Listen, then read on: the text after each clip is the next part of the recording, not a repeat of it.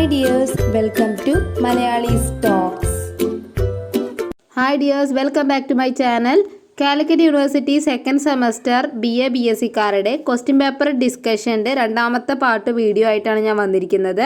ഒന്നാമത്തെ പാർട്ട് വീഡിയോയിൽ ഞാൻ 2 മാർക്കിൻ്റെ ക്വസ്റ്റ്യൻ ആൻസേഴ്സാണ് ഡിസ്കസ് ചെയ്തിട്ടുണ്ടായിരുന്നത്. ഇനി ഞാൻ പറയാൻ പോകുന്നത് 5 മാർക്കിൻ്റെയും 10 മാർക്കിൻ്റെയും ക്വസ്റ്റ്യൻ ആൻസേഴ്സാണ്. അപ്പോൾ എല്ലാവരും ചാനൽ സ്കിപ്പ് ചെയ്യാതെ കാണുക, സബ്സ്ക്രൈബ് ചെയ്യുക, ഫ്രണ്ട്സിന് ഷെയർ ചെയ്ത് കൊടുക്കുക. അതുപോലെ തന്നെ മലയാളം സെക്കൻഡ് സെമ്മിൻ്റെ നോട്ട് ഞാൻ ടെലഗ്രാം ചാനലിൽ അപ്ലോഡ് ചെയ്തിട്ടുണ്ട്. അതിൻ്റെ ലിങ്ക് ഞാൻ ഡിസ്ക്രിപ്ഷനിൽ കൊടുക്കാം.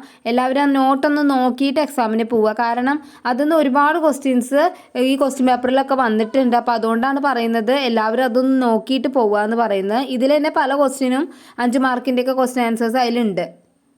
അതുപോലെ ഇമ്പോർട്ടൻറ്റ് ക്വസ്റ്റ്യൻ്റെ ഒരു വീഡിയോ ഉടനെ ഞാൻ അപ്ലോഡ് ചെയ്യുന്നതാണ്. അത് കാണാൻ നിങ്ങൾ മറക്കരുത് കേട്ടോ. അത് വളരെ ഇമ്പോർട്ടൻ്റ് ആണ്. പിന്നെ നിങ്ങൾക്ക് ഇതിൻ്റെ മുമ്പത്തേക്ക് ക്വസ്റ്റ്യൻ പേപ്പർ നോക്കണം എന്നുണ്ടെങ്കിൽ അതൊക്കെ ഞാൻ എൻ്റെ ചാനലിൽ അപ്ലോഡ് ചെയ്തിട്ടുണ്ട്. അതുപോലെ നിങ്ങളുടെ സെക്കൻഡ് സെമ്മിലെ ഓരോ ചാപ്റ്റേഴ്സിൻ്റെയും ക്ലാസ്സുകൾ ഞാൻ എൻ്റെ ചാനലിൽ അപ്ലോഡ് ചെയ്തിട്ടുണ്ട്. എല്ലാവരും അതൊന്ന് കണ്ടിട്ട് പോവുക. നിങ്ങൾക്ക് സമ്മറി മനസ്സിലാക്കാൻ വളരെ ഉപകാരപ്പെടും.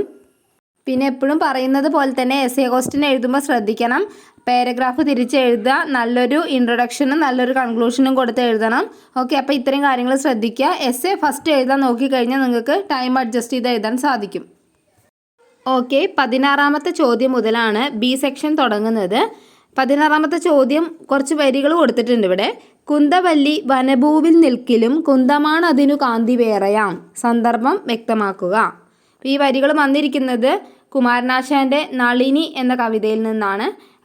ദിവാകരനെ അന്വേഷിച്ചുകൊണ്ട് ഹൈമവത ഭൂവിലെത്തിയിട്ടുള്ള നളിനിയെയാണ് ഇവിടെ അവതരിപ്പിക്കുന്നത്. അതായത് കാനനത്തിൽ തടാക തീരത്ത് വെച്ച് കണ്ട നളിനിയെക്കുറിച്ച് കവി പറയുന്നതാണ് ഇവിടെ സന്ദർഭമായി കൊടുത്തിരിക്കുന്നത്. കാരണം ഇത്രയും സൗന്ദര്യമുള്ള ഇവള് ഒരു കാട്ടുവാസിയല്ല. മുല്ലവള്ളി ഒരു ഉദ്യാനലതയാണ്. അപ്പം അത് വനത്തിൽ നിന്നാലും അതിൻ്റെ ശോഭയ്ക്ക് മാറ്റമൊന്നും ഉണ്ടാവില്ല.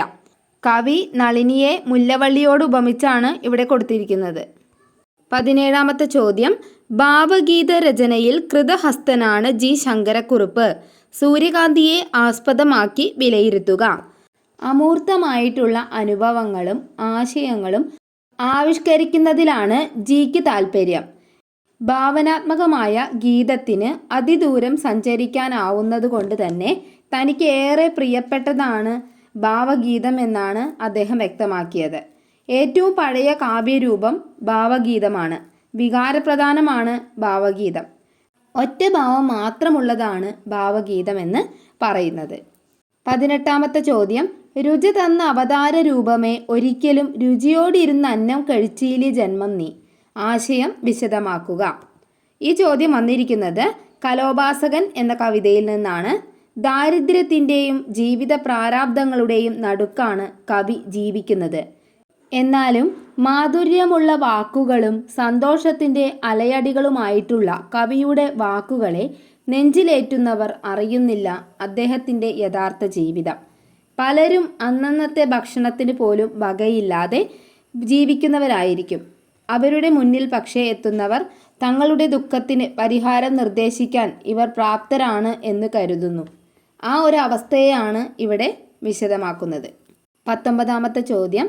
സ്ത്രീപക്ഷത്തിലേക്ക് കടക്കുമ്പോഴാണ് കാളിദാസനെ നിയന്ത്രിച്ച സാമൂഹ്യ ശക്തിയുടെ വിശ്വരൂപം കാണാറാവുന്നത്. വിശദീകരിക്കുക. കാളിദാസനും കാലത്തിൻ്റെ ദാസൻ എന്ന നിരൂപണത്തിൽ നിന്നാണ് ഈ ചോദ്യം വന്നിരിക്കുന്നത്. കാളിദാസൻ സ്ത്രീപക്ഷത്തിലേക്ക് കടക്കുമ്പോൾ വളരെ നിസ്സഹായിയും അബലയുമായ ഒരു കഥാപാത്രമായിട്ടാണ് ശകുന്തളയെ അവതരിപ്പിച്ചിരിക്കുന്നത്. ദുർവാസാവിൻ്റെ ശാപം തൊട്ട് എല്ലാ കെടുതികളും കവി ശകുന്തളയ്ക്കായി നീക്കി വച്ചിരിക്കുകയാണ്. പുരുഷൻ്റെ മുന്നിൽ തല ഉയർത്തിപ്പിടിച്ച് തുല്യ വ്യക്തിത്വം അവകാശപ്പെടാൻ മതിയായ മഹാഭാരതത്തിലെ ശകുന്തള കാളിദാസൻ്റെ കയ്യിൽ കണ്ണു ആശ്രമത്തിലെ മാൻപേടയേക്കാൾ അബലയും നിസ്സഹായിയുമാണ്. അതുകൊണ്ടാണ് കാളിദാസൻ കാലത്തിൻ്റെ ദാസനാണ് എന്ന് പറയുന്നത്. കാരണം അന്നത്തെ കാലത്ത് സ്ത്രീകൾക്ക് പ്രാധാന്യം കുറവായിരുന്നു. അതാണ് ഇവിടെ വ്യക്തമാക്കേണ്ടത്. 20ാമത്തെ ചോദ്യം. ഇടപ്പള്ളിയുടെ ആത്മഹത്യയെ തത്വചിന്താപരമായ ഒന്നായിട്ടാണ് കാണേണ്ടത്. KP അപ്പൻ്റെ ഈ അഭിപ്രായം പരിശോധിക്കുക. മരണത്തിൻ്റെ സൗന്ദര്യം എന്ന ലേഖനത്തിൽ നിന്നാണ് ഈ ചോദ്യം വന്നിരിക്കുന്നത്. ആത്മഹത്യയെ തൻ്റെ സകല കലാസൃഷ്ടിക്കും ഉപരിയായി സ്നേഹിച്ച ഇടപ്പള്ളിയുടെ ആത്മഹത്യ തത്വചിന്താപരമായ ഒന്നായിട്ടാണ് KP അപ്പൻ പറയുന്നത്. കാരണം പലരും കരുതുന്നത് ഇടപ്പള്ളി പ്രേമനൈരാശ്യം കൊണ്ട് ആത്മഹത്യ ചെയ്തു എന്നാണ്. പക്ഷേ മണിനാഥം എന്ന അദ്ദേഹത്തിൻ്റെ കവിതയിൽ ഇടപ്പള്ളി എഴുതിയത് വായിച്ചു കഴിഞ്ഞാൽ അത് ശരിയായ ഒരു നിഗമനമല്ല എന്ന് നമുക്ക് മനസ്സിലാക്കാൻ പറ്റും. അദ്ദേഹം മരിക്കുന്നതിന് തൊട്ട് മുൻപേ ആണ് അദ്ദേഹം ഈ ഒരു കവിത എഴുതി വെച്ചത്. അതിൽ തൻ്റെ പ്രണയിനിയെക്കുറിച്ച് ഒരിക്കലും അവൾക്ക് ദുഃഖമില്ലാതിരിക്കട്ടെ എന്നാണ് കവി പറയുന്നത്. അങ്ങനെ ഒരു പ്രേമനൈരാശ്യമായിരുന്നു ഇതിൻ്റെ പിന്നിൽ എന്നുണ്ടെങ്കിൽ ഒരിക്കലും അദ്ദേഹം അങ്ങനെ പറയില്ലായിരുന്നു. അപ്പം അതിൽ നിന്ന് തന്നെ നമുക്ക് മനസ്സിലാക്കാം ഇത് തെറ്റാണെന്ന്.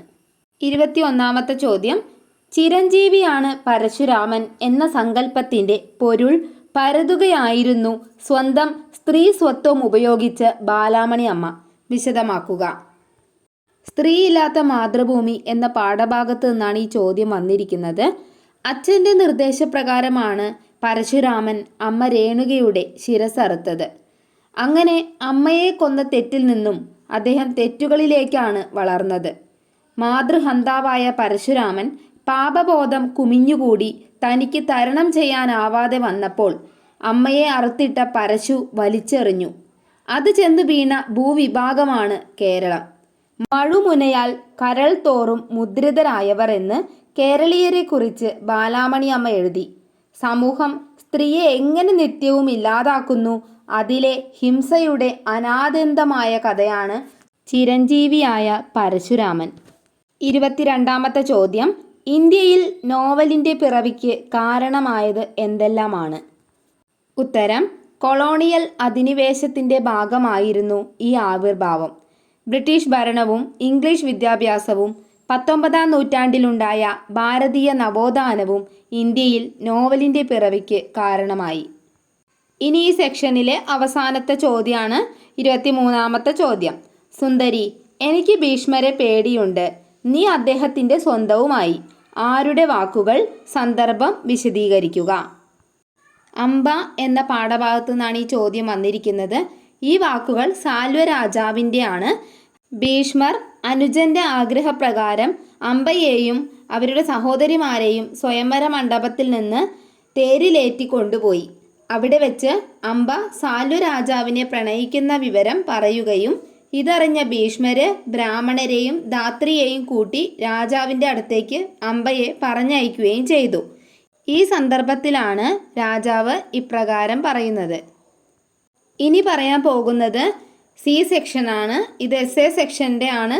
അപ്പോൾ 24ാമത്തെ ചോദ്യം മുതലാണ് തുടങ്ങുന്നത്. സംസ്കാരവും സന്യാസവും തമ്മിലുള്ള സംഘർഷാത്മകതയാണ് നളിനി കാവ്യത്തിൻ്റെ ഭാവഭംഗിക്ക് മാറ്റേറ്റുന്നത്. ഉദാഹരണ സഹിതം സമർത്ഥിക്കുക. അപ്പോൾ ഈ ചോദ്യത്തിൻ്റെ ഉത്തരം വരുമ്പോൾ സംസ്കാരവും സന്യാസവും എന്ന് പറഞ്ഞിട്ടുള്ള ഒരു വീഡിയോ ഞാൻ അപ്ലോഡ് ചെയ്തിട്ടുണ്ടായിരുന്നു. അതൊന്ന് നിങ്ങൾ കണ്ടു നോക്കിയാൽ മതി. അപ്പോൾ അതിൽ നിന്ന് തന്നെ നിങ്ങൾക്ക് ഈ ഉത്തരം കിട്ടും. അതിൻ്റെ ലിങ്ക് ഞാൻ ഡിസ്ക്രിപ്ഷനിൽ കൊടുക്കാം കേട്ടോ. 25ാമത്തെ ചോദ്യം, കാളിദാസൻ കാലത്തിൻ്റെ ദാസനാകുന്നതെങ്ങനെ? മുണ്ടശ്ശേരിയുടെ നിഗമനങ്ങൾ വിശദമാക്കുക. അപ്പോൾ ഈ ചോദ്യത്തിൻ്റെ ഉത്തരം എല്ലാവർക്കും മനസ്സിലായിട്ടുണ്ടാവും. അതായത് കാളിദാസൻ കാലത്തിൻ്റെ ദാസനാണെന്ന് തെളിയിക്കുന്ന 2 ഉദാഹരണങ്ങൾ ഞാൻ പറഞ്ഞുതരാം. ഒന്നാമത്തേത് ശകുന്തളയെ ഏറ്റവും പാവമായിട്ട് അബലയും നിസ്സഹായവുമായ ഒരു സ്ത്രീയാക്കിയിട്ടാണ് അവതരിപ്പിച്ചിരിക്കുന്നത്. രണ്ടാമത്തേത് രാജാവിനെ ഏറ്റവും നന്നായി അവതരിപ്പിക്കാൻ, അതായത് അദ്ദേഹത്തിൻ്റെ ഭാഗത്ത് ഒരു തെറ്റുമില്ല എന്ന് കാണിക്കാൻ മാക്സിമം ശ്രമിച്ചിട്ടുണ്ട്. അപ്പോൾ ഈ 2 ഉദാഹരണങ്ങൾ തന്നെ അദ്ദേഹം കാലത്തിൻ്റെ ദാസനാണ്. നമുക്ക് എല്ലാവർക്കും അറിയാം, പണ്ട് കാലത്ത് സ്ത്രീകൾക്ക് യാതൊരു തരത്തിലുള്ള അവകാശങ്ങളോ അല്ലെങ്കിൽ യാതൊരു തരത്തിലുള്ള സ്ഥാനമാനങ്ങളോ ഉണ്ടായിരുന്നില്ല എന്നുള്ള കാര്യം. അതുപോലെ രാജാക്കന്മാരാണെങ്കിൽ അവരുടെ ഇഷ്ടത്തിനനുസരിച്ച് അവർക്ക് നടക്കാം. അതിലിപ്പോൾ സ്ത്രീകൾക്ക് എന്തെങ്കിലും സംഭവിച്ചാലും അവർക്കതൊരു പ്രശ്നമല്ല. അപ്പോൾ അന്നത്തെ കാലം അങ്ങനെ ആയിരുന്നു. അതുകൊണ്ട് തന്നെ രാജാവിനെ ഏറ്റവും കൂടുതൽ സംരക്ഷിക്കാനുള്ളൊരു ശ്രമം അതിൽ നടത്തിയിട്ടുണ്ടായിരുന്നു. ഇനി 26ാമത്തെ ചോദ്യമാണ്, കുതിരക്കൊമ്പ് എന്ന കവിതയിൽ അന്തർലീനമായിരിക്കുന്ന പൊരുളുകൾ കണ്ടെത്തുക. കുതിരക്കൊമ്പ് എന്നുള്ള കവിതയിൽ തന്നെ വിചിത്രമായ ഒരു അർത്ഥസാധ്യതയുള്ള കവിതയായിരുന്നു കുതിരക്കൊമ്പ്. അപ്പം അതിൽ പറയുന്നുണ്ടായിരുന്നു, ഇല്ലാത്ത ഒന്നിനെ ഉണ്ടാക്കി കാണിക്കുകയാണ് അതിൽ ചെയ്തിരിക്കുന്നത്. അതായത് പുതിയ സൃഷ്ടി എപ്പോഴും അവഗണനയും വെറുപ്പുമാണ് ആദ്യം കൊണ്ടുവരിക എന്നുള്ള ആ ഒരു അർത്ഥത്തിലേക്കാണത് പ്രധാനമായിട്ടും പോകുന്നത്. അപ്പോൾ അതിൻ്റെ സമ്മറി നിങ്ങൾ മനസ്സിലാക്കി വെച്ചാൽ മതി. ഇനി അവസാനത്തെ ചോദ്യമാണ് 27ാമത്തെ ചോദ്യം. എൻ്റെ പ്രിയപ്പെട്ട പുസ്തകമായി ബാലാമണി അമ്മയുടെ കവിതകൾ എടുത്തു കാട്ടുമ്പോൾ മുന്തിയതാണെൻ്റെ രുചി എന്ന് അഹങ്കരിക്കുക മാത്രമല്ല, മലയാളികൾക്കെല്ലാം വേണ്ടി ഒരു പ്രായശ്ചിത്തം ചെയ്യുകയാണ് ഞാൻ. കൽപ്പറ്റ നാരായണൻ്റെ ആശയങ്ങൾ സംഗ്രഹിക്കുക. അപ്പോൾ ഇത് സ്ത്രീയില്ലാത്ത മാതൃഭൂമി എന്ന ഒരു പാഠഭാഗത്തു നിന്നുള്ള ചോദ്യമാണ്. അപ്പോൾ ഇങ്ങനെ വരുമ്പോൾ ബാലാമണി അമ്മയെക്കുറിച്ച് കുറേ കാര്യങ്ങൾ അതിൽ പറയുന്നുണ്ട്. അപ്പോൾ അതും നന്നായി മനസ്സിലാക്കുക, അതിൻ്റെ സമ്മറിയൊക്കെ നന്നായി മനസ്സിലാക്കി വെക്കുക.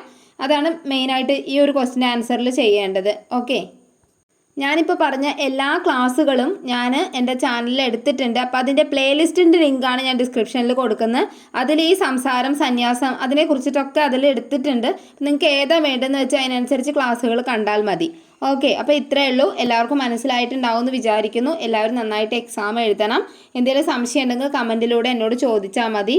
അപ്പോൾ എല്ലാവരും എൻ്റെ ചാനലൊന്ന് സപ്പോർട്ട് ചെയ്യണം കേട്ടോ. ഇനി നിങ്ങൾക്ക് 3rd സെമ്മിലും 4th സെമ്മിലും ഒക്കെ മലയാളം ഉള്ളതാണ്. അപ്പോൾ അതിൻ്റെയൊക്കെ ക്വസ്റ്റ്യൻ ആൻസേഴ്സ് ഞാൻ എപ്പോഴും ഇടാറുള്ളതാണ്. അതുപോലെ തന്നെ യൂണിവേഴ്സിറ്റി അപ്ഡേറ്റ്സ് എല്ലാം ഞാൻ എൻ്റെ ചാനലിൽ ഷോർട്സ് ആയിട്ടൊക്കെ ഇടുന്നതാണ്. നിങ്ങൾക്ക് ഇനി സെമ്മുകളുടെ നോട്ട്സ് ആണ് വേണ്ടത് എന്നുണ്ടെങ്കിൽ അതൊക്കെ ഞാൻ ടെലഗ്രാം ചാനലിൽ അപ്ലോഡ് ചെയ്യുന്നുണ്ട്. അപ്പോൾ അതൊക്കെ നിങ്ങൾക്ക് കാണാവുന്നതാണ്. എന്ന് വെച്ചാൽ മലയാളം മാത്രമല്ല അതിൽ ഞാൻ ഇടുന്നത്, അതിലെനിക്ക് കിട്ടാവുന്ന എല്ലാ സബ്ജക്റ്റുകളുടെയും നോട്ടുകൾ ഞാൻ അതിൽ അയക്കാറുണ്ട്. So please subscribe, like and share. Okay, thank you for watching.